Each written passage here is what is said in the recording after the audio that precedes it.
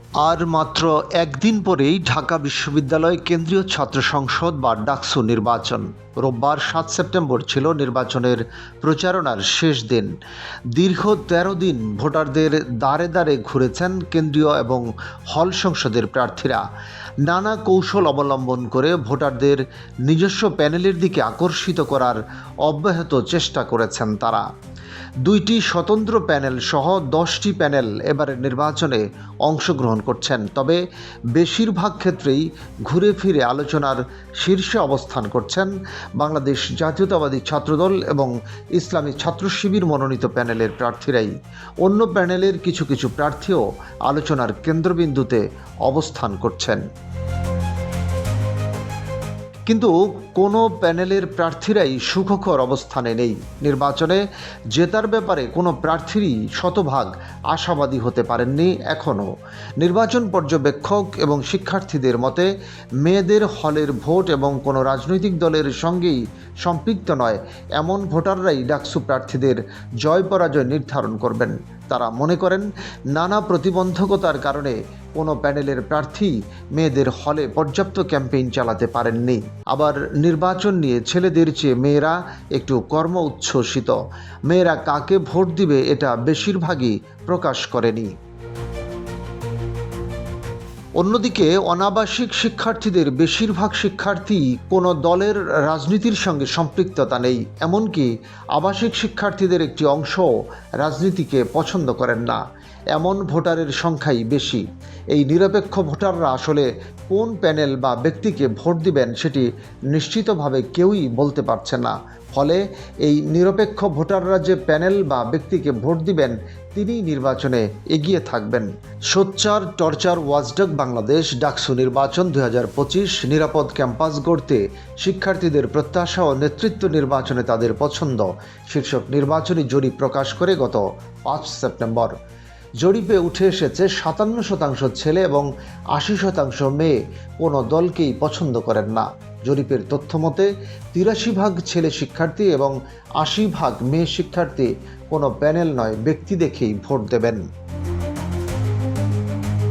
জরিপে একটি প্রশ্ন ছিল, নির্বাচনে কোন দলের ভিপি প্রার্থী জয়লাভ করবেন বলে মনে করেন? এ প্রশ্নের উত্তরে মোট ৩৪% শিক্ষার্থী কোনো মতামত দেননি। এ জরিপের ফলাফলে দেখা যাচ্ছে মোটা অংশ ভোটাররা এখনও কাকে ভোট দিবেন তা ঠিক করতে পারেননি।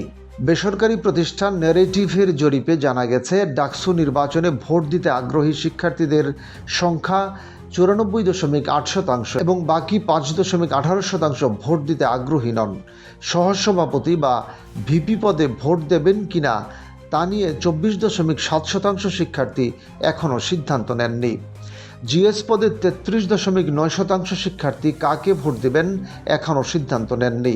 এই জরিপটি ঢাকা বিশ্ববিদ্যালয়ের সর্বমোট ১৪টি আবাসিক হল মানে 4টি মেয়েদের হল ও 10টি ছেলেদের হল থেকে ৫২০টি স্যাম্পল সংগ্রহের মাধ্যমে করা হয়। এ জরিপে অনাবাসিক শিক্ষার্থীদের অন্তর্ভুক্ত করা হয়নি। অনাবাসিক শিক্ষার্থীদের বড় একটি অংশই কাকে ভোট দিবেন সেটি ঠিক করেননি। ইসলামের ইতিহাস ও সংস্কৃতি বিভাগের মাস্টার্সের শিক্ষার্থী মেহেদী হাসান শান্ত গণমাধ্যমকে বলেন, ডাকসুতে গেম চেঞ্জার হিসেবে কাজ করবে নারী শিক্ষার্থী ও অরাজনৈতিক ভোটারেরা।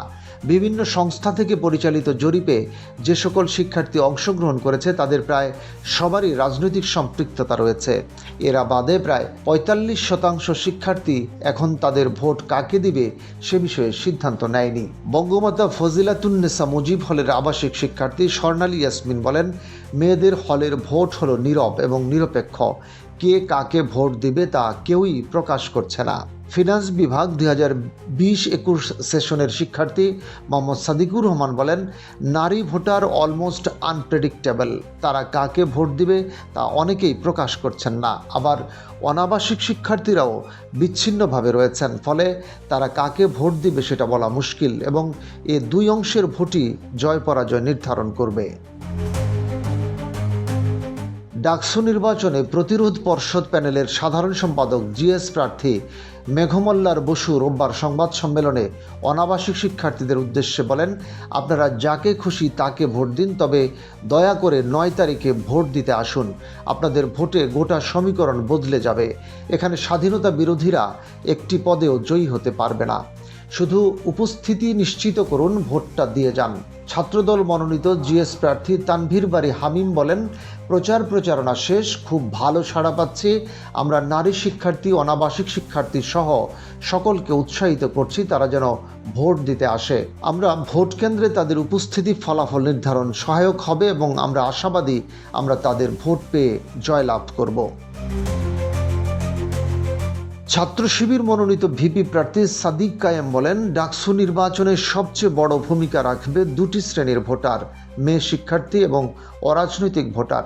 এ অবস্থায় সবচেয়ে গুরুত্বপূর্ণ হয়ে উঠছে মেয়েদের ভোট, কারণ বিশ্ববিদ্যালয়ের শিক্ষার্থীদের মধ্যে নারী শিক্ষার্থীর সংখ্যা দিন দিন বাড়ছে এবং তাদের একটি বড় অংশ রাজনীতির বাইরের পছন্দসই উদার ও নিরাপদ প্রার্থীদের প্রতি বেশি আগ্রহী। অন্যদিকে যারা রাজনীতিতে সরাসরি সম্পৃক্ত নন কিন্তু ভোটাধিকার প্রয়োগ করতে চান, তারা দলীয় পরিচয়ের চাইতে ব্যক্তির ভাবমূর্তি, কার্যক্ষমতা এবং গ্রহণযোগ্যতাকে গুরুত্ব দেন। আমরা আসন্ন ডাকসু নির্বাচনে এই 2 শ্রেণীর ভোটার সহ সকল ভোটারের জন্য কাজ করে যাচ্ছি। বৈষম্য বিরোধী শিক্ষার্থী সংসদ প্যানেলের ভিপি প্রার্থী আব্দুল কাদের বলেন, অনাবাসিক শিক্ষার্থী, নারী শিক্ষার্থী ও জগন্নাথ হল প্রার্থী জয়ের ক্ষেত্রে বড় ভূমিকা পালন করবে। আমরা ডাকসু নির্বাচনের আগে থেকেই এদের জন্য কাজ করে গিয়েছি। নারীদের নিরাপত্তা সহ বিভিন্ন বিষয়ে আমরা সবসময় সোচ্চার ছিলাম। তাদের কেন্দ্র করে আমরা অনলাইন অফলাইনে প্রচারণা চালিয়েছি, বাসে গিয়েছি, অনুষদ ভিত্তিক কাজ করেছি। আমরা আমাদের প্রচারণায় শিক্ষার্থীদের অভূতপূর্ব সাড়া পেয়েছি।